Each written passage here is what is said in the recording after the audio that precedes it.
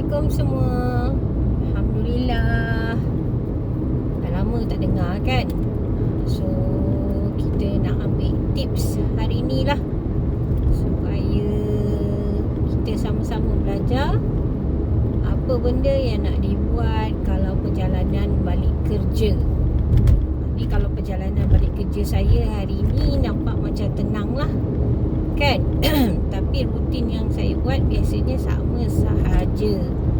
Sebab bila kita nak balik rumah tu daripada tempat kerja, biasanya ada macam-macam perasaan yang tertinggal, yang nak dilakarkan, nak dibawa balik ataupun nak dibawa ke hadapan ataupun nak simpan.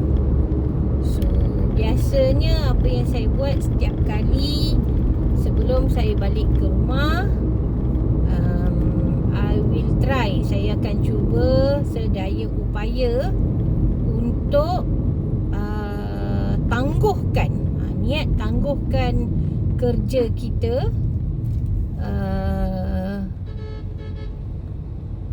untuk tangguhkan kerja kita dengan, minta maaf ya, biasalah manusia selfish kan. Tangguhkan kerja kita, niat tangguhkan kerja kita untuk kita bawa esoknya. Okay. So bila macam tu, kita pun dengan berbesar hati, insya-Allah, bila kita dah niat tangguhkan, bukannya kita berhentikan. Sebab ada kerja yang tak siap, ada kerja yang dah siap, ada kerja yang perlu pemantauan semula. So macam-macam ni. So tengok balik kepada jurisdiction pula. Okay, tengok kepada spesifikasi kerja yang telah dibuat tu. So apa yang kita buat selepas kita niat nak balik ni, okay, kejap lagi aku nak balik. So you tangguhkan kerja tu. So sebut, kalau boleh sebut, okay, aku tangguhkan kerja ni untuk besok aku bawa. So saya ni lebih sikit. So saya share apa yang saya akan buat ialah saya mental map ataupun saya tulis apa yang saya kena buat untuk esok paginya, untuk esok bila sampai ke office-nya. Okay. So bila dah macam tu, kita dah store dekat dalam memory kita. Kalau kita tulis lagi baiklah kan. Saya selalu cakap tulis, kena tulis. Kalau boleh mental map, dipersilakan mental map. Okay, mental map ni maknanya kita visualizekan besok aku nak settlekan perkara A, perkara B, perkara C. Gitu. Hari ni aku tangguhkan kerja aku sebab aku nak balik rumah. Kita masuk juga kalau katakan you nak balik rumah tu, sebelum tu you nak singgah beli barang.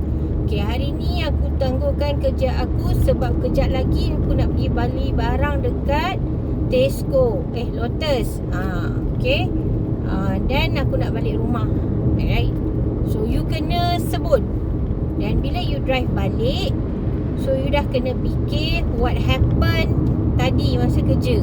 Tengok productivity kerja awak macam mana. Kita refresh balik, sama ada productivity kerja tu memberangsangkan atau tidak memberangsangkan, atau just half-half sahaja.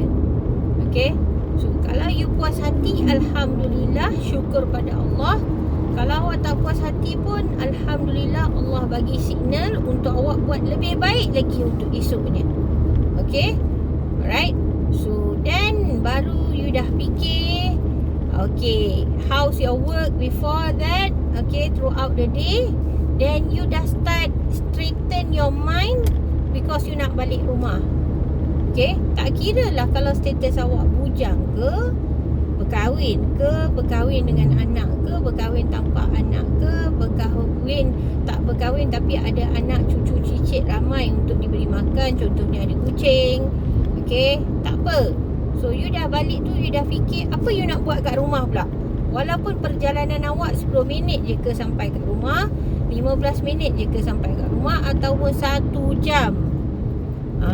So you dah kena fikir apa you nak buat kat rumah. Okay. So kalau you tengok perjalanan saya ni malam, sebab saya tadi ada taklimat, okey lah, tak apa. Tapi biasanya sama je. So dah tinggal. Kalau balik malam macam ni, biasanya saya dah terus tinggalkan, bukan postpone, saya dah terus tinggalkan kerja tadi kat rumah. Sebab saya tahu besok pagi saya nak sampai. Saya takkan bawa balik pun apa-apa. Okay, kalau saya balik awal, biasanya at least saya akan bawa sedikit benda lah. Takut apa-apa orang kata kalau nak tengok balik ke, adalah benda nak tengok kan. So kalau macam ni dah lewat macam ni, no. Okay, so tak ada dah. Sebab besok pagi kita akan sampai juga ke office. Okay, so bila nak balik, nak sampai rumah ni, dah kena set your mind. Kena set your mind betul-betul. Kena clear your mind. Kerja tadi tinggal postpone kan. So jangan bawa ke rumah. Gaduh dengan kawan kerja kat office, jangan bawa ke rumah. Konflik dekat office, jangan bawa ke rumah. Stop there. Because you already postpone to bring it tomorrow at the office. Okay, so bila you boleh postpone, senang sikit. Kalau tak boleh postpone tu yang susah. So emosi pun terbawa-bawa. Okay, kita pun marah. Alright, tak mau macam tu. Okay, so bila dah macam tu, susah sikit. So bila dah nak sampai rumah ni, maknanya you dah fikir, okay, apa you nak buat dulu. Fikir dulu apa you nak buat dulu. Adakah nak balik, nak mandi dulu ke, ataupun nak layan anak dulu ke? Alright, nak kalau katakan nak masak dulu ke untuk esok, nak preparation untuk esok, you dah boleh fikir dah. Sambil-sambil masak tu, you dah boleh tanya anak-anak, what happened today, what you have done.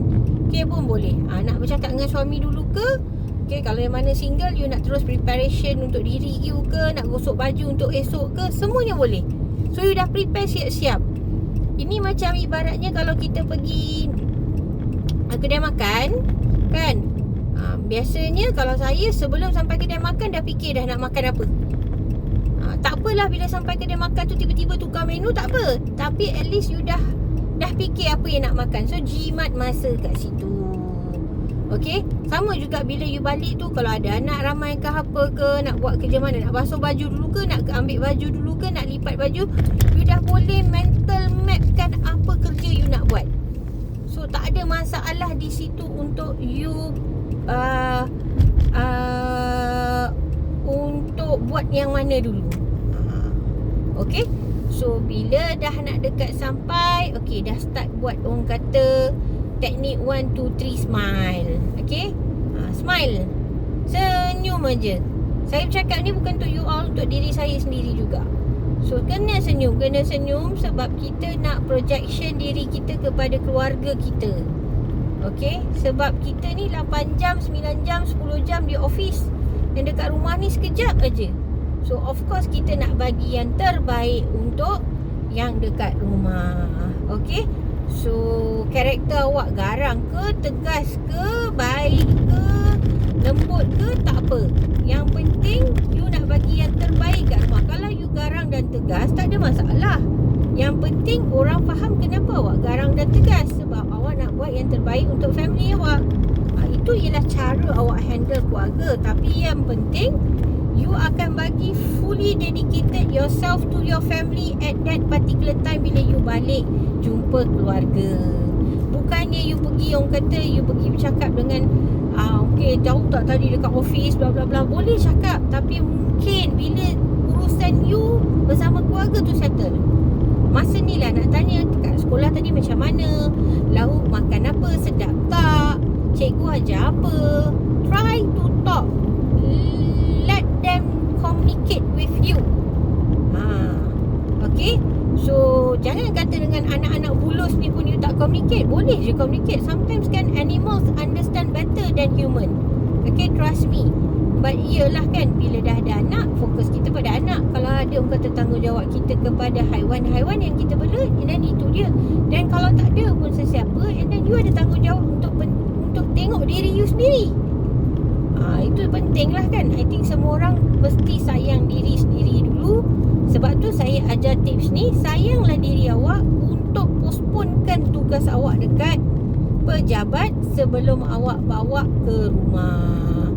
Okay, so itu sahaja perkongsian kita hari ini. Okay, InsyaAllah next time saya sambung lagi dengan tips yang lain. Assalamualaikum warahmatullahi wabarakatuh.